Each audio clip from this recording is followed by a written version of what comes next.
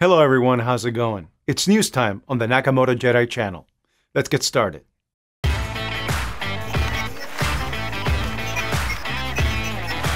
Let's see what the market has prepared for us.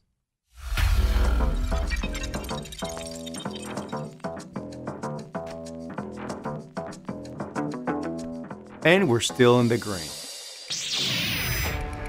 In India, the battles between the local holders of cryptocurrencies and the Reserve Bank of India continue unabated.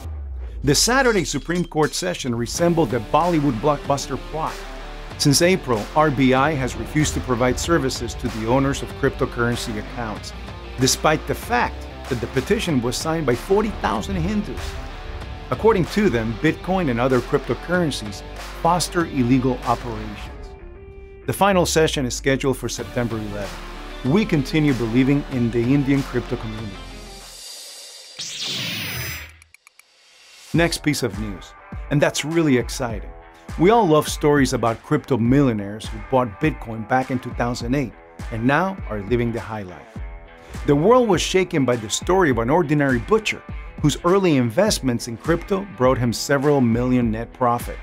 The Chinese butcher sold his Bitcoins in April and started buying up real estate in sunny California. Whole blocks!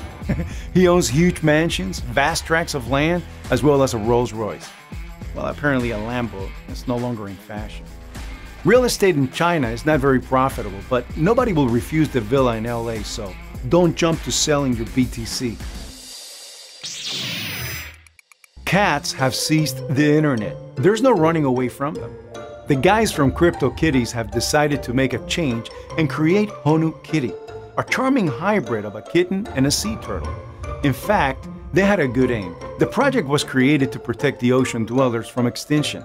The auction ended up with Honu being sold for $25,000. While some people ban cryptocurrencies and others become crypto millionaires, others use them to save our planet.